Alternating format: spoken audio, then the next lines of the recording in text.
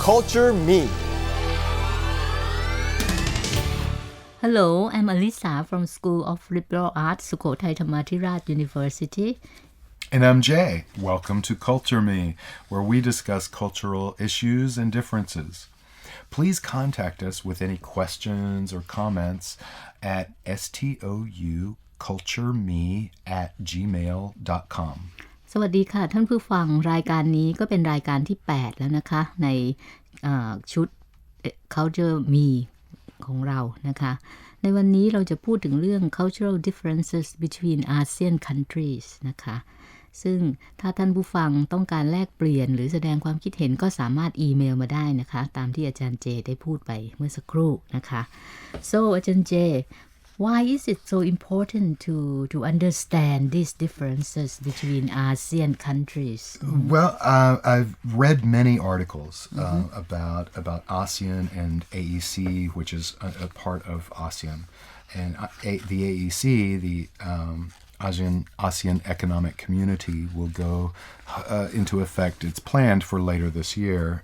Maybe it will be next year. But this article, I read an article on travelimpactnewswire.com, and it quotes the ASEAN Secretary General.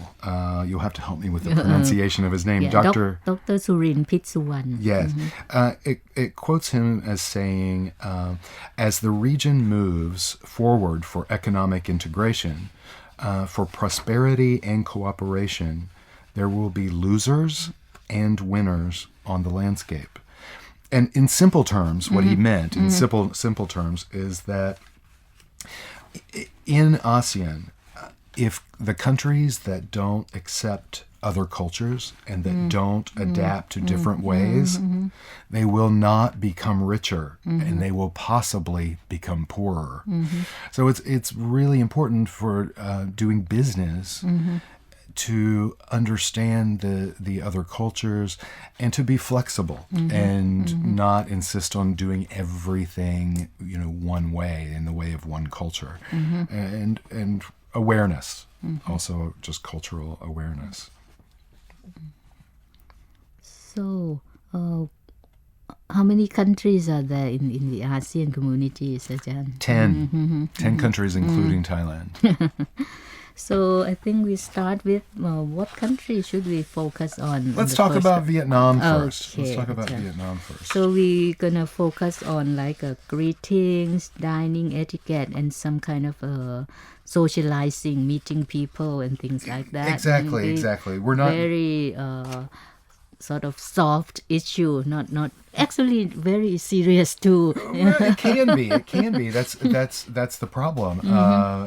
Is that some things we are talking about very simple, just soft issues, but they can be extremely important. Doing something that's totally against a culture when meeting someone or when dining with someone, it can be offensive and it could blow your deal if you're trying to negotiate a business deal. It can be the end of it. Vietnam now is very advancing in its economics and everything. Yeah, they are advancing very quickly. Tourism industry is increasing. So what are the manners that or etiquette or some cultural things that we should be aware of? When meeting people, handshakes are used for meeting and departing. So that's easy. But handshakes usually only take place between members of the same sex. You mean man and woman cannot shake each other's hand? It's not usual. It's not usual. It can, but it's not usual. So if you are a man and you're meeting a Vietnamese woman, maybe for business or whatever, if she extends her hand to shake, that's fine. Shake it. But I would not extend my hand first if I were the man. I would wait for her. In those situations, we're going to talk about more of situations like this, even with other countries. If you're unsure, or that you're not supposed to shake hands with the woman, just nod and smile. Nod and smile. And say something, like it's nice to meet you. Okay, and what about passing items? Passing items in Vietnam should be done with both hands. Should be done with both hands. And some things about that I do often is you're not supposed to stand with your hands on your hips. Consider not polite? Yeah, not polite, and I think they think it makes you look angry. Oh, yeah, like going into a fight. Right. But a lot of people just do it naturally. So it's something, if you're doing business with someone from Vietnam, just be careful, try not to do it. And also, do not cross your arms on your chest, which a lot of us do. I do it, especially if I'm in an office where the temperature is cold. I'll cross my arms. But it's also, it can make you look angry in some cultures. And do not touch anyone on the shoulder. Do not touch anyone of the opposite sex. If you're a man, do not touch a woman. And shorts should only be worn at the beach. Okay. And if you're invited to any Vietnamese home, what should you or in a restaurant do? If you're invited to someone's home for dinner, or invited to a restaurant, don't just sit down. Wait to be shown where to sit. Wait to be shown where to sit. And the oldest person is supposed to sit first. And again, passing, if you need to pass dishes, pass them with both hands. Pass with both hands. And if you have to bring some fruit or gift, if you're going to bring a gift, suggestions are to bring fruit or sweets, flowers, or incense. Incense. But gifts should be wrapped in colorful paper. Of course, not anything back. Right. Things not to do for gifts is do not give handkerchiefs. Do not give anything black. Do not give yellow flowers or chrysanthemums. Wonder why is that? They may use chrysanthemums maybe for funerals. I think so too. Funerals. Yeah. Now back to the table manners, Ajahn. How to the most common utensils to eat with are chopsticks and a flat spoon. The spoons there are different than the spoons in Thailand. And the chopsticks should be placed on the table, or they usually have what's called a chopstick rest. Yes. And it's just this little ceramic or wood where you just rest your chopsticks on it so they don't touch the table. One thing I learned recently is, and most that I know of, most cultures where they use chopsticks on a regular basis, you're not supposed to keep the chopsticks in your hands. We hold our forks and our spoons in our hands the whole time, and it's fine. But when you're eating with chopsticks, if you're not actually in the process of eating, you're supposed to put them down. Put it down. Yeah, not hold them. Okay. And you're supposed to hold bowls close to your face. Not picking up from the bowl. Supposed to hold it close to your face. And this would be very difficult for me. You're supposed to hold the spoon in your left hand while eating soup. I think I would end up with a lot of the soup on my lap. I'm not very good at using my left hand. For things like that. Meals are typically family style, like Thailand. But you are supposed to try to finish everything on your plate. And when you finish eating, rest your chopsticks on top of your rice bowl. Not in the rice bowl, not sticking up, but rest them on the top of the bowl. Yeah, so that gives us sort of pictures about Vietnamese culture and in greetings, table manners, and about gift. So what about Cambodia, John? Let's move to Cambodia, our very, very close neighbor Yes, here. very close. But even though all of the neighbors are fairly close, there's so many differences. I got this information from quintessential.co.uk and for meeting and greeting in Cambodia. And it says that greetings between Cambodians are dependent on the relationship and hierarchy and age of the people. So a lot of observation would be necessary. So you really want to watch what's going on, how people are introduced, because you may not be familiar with the relationship or the hierarchy. The traditional greeting is a bow combined with bringing the hands together at chest level. Like Thailand, we say why. Right, like the Why. Y, but at the chest, but you also bow, and to show greater respect, like to someone very high up, or then you bow lower, and your hands are higher, and. With shaking foreigners, hands, about shaking hands. It says many Cambodians have adopted the practice of shaking hands with foreigners, but that some women may still use the traditional Cambodian greeting. So again, watch what everyone else is doing, and let them take the lead. And the simple rule is just to respond with the greeting that you are given. So if someone extends their hand, shake it. If someone bows and holds their hands, do the same. And what about the celebrating the important days like birthday? Well, they don't. Cambodians do not celebrate birthdays. This was news to me. I had no idea. So, no birthday parties, no birthday presents.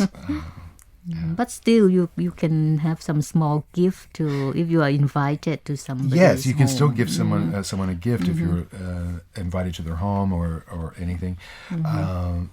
And again, like Vietnam, fruit, sweets, flowers are great, but do not give knives. That's the same in Thailand. If you give somebody a knife, then that person have to give you some money, a coin, a dime, or it's like they are buying from you, not receiving from you. Interesting. Otherwise, you and I will become enemy if you accept as a gift.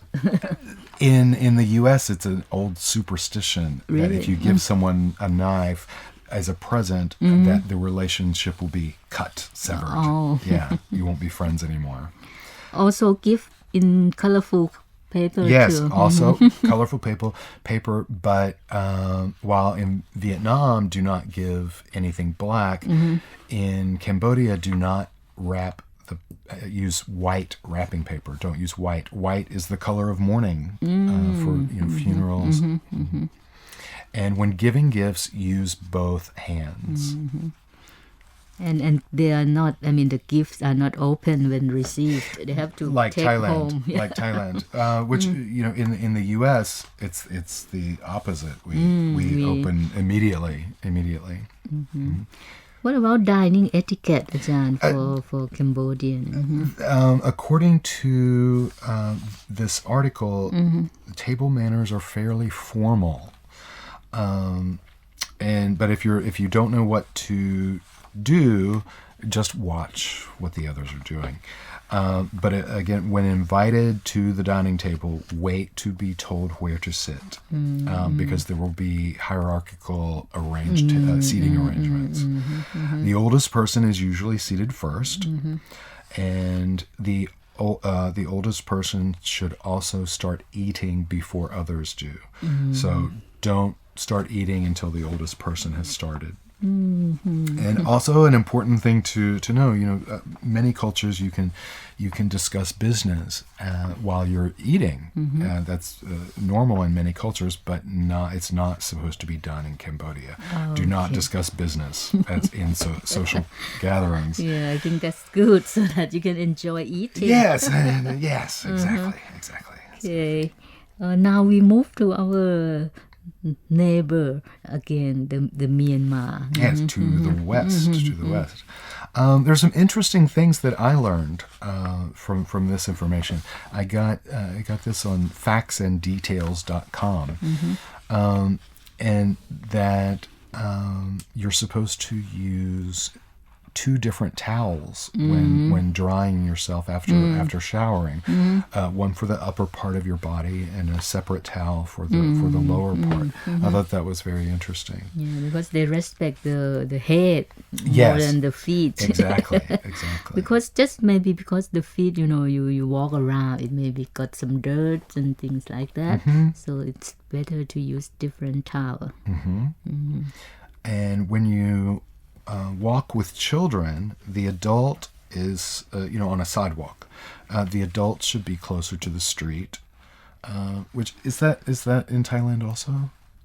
I think so too. Yeah. Okay, it is in the U.S. to keep the children safe. Right. It's the same, and same in the U.S. And in the U.S., if you're a proper gentleman, the lady is supposed to be on the inside and the gentleman closer to the street.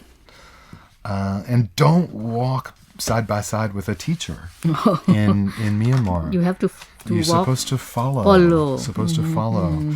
To pay respect, maybe. I guess. Greeting with a smile is normal. Physical contact, such as a handshake, is not. It's not the norm. It's not normal. Slight bow of the head is good. And don't touch anyone of the opposite sex. They do. Why? like why in Thai, yeah. But Yes. sort of different position. Yes. A little bit. Yeah. Just a little different. And what they call it, The head or. In Cambodia, they call it the satu. Oh, you satu. mean. Yeah, but anyway, and What about the sensitive topic that you should not discuss? well, it's a little about funny. personal things, right? It says underwear. Underwear is a sensitive topic, but I normally don't discuss underwear with people. It's just So, but in case you do discuss underwear openly, don't do it in Myanmar. Not sure why anyone would bring that up. And it says never raise your underwear above your head. It's the ASEAN sort of general practice too. You don't put these things, up high. Okay. Yeah. If you're at a guest house and you happen to maybe wash out your underwear, don't hang it high. Hang it low. And what about taking off shoes? It's like sort of the issue here. Right. There's a difference. In Thailand, shoes are removed at the temples. But in Myanmar, they're removed before entering the grounds. And you have to take off your socks too. Do you? Yeah, Okay. not only shoes. Okay. Okay. What about eating, Ajahn? We have discussed 2 countries already. Right. So what about eating?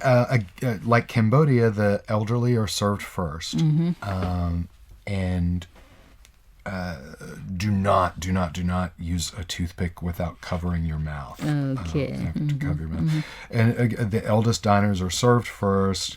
And often, if the elders are not there, the first portion of rice will be scooped out and put aside as like an act of respect for the elders.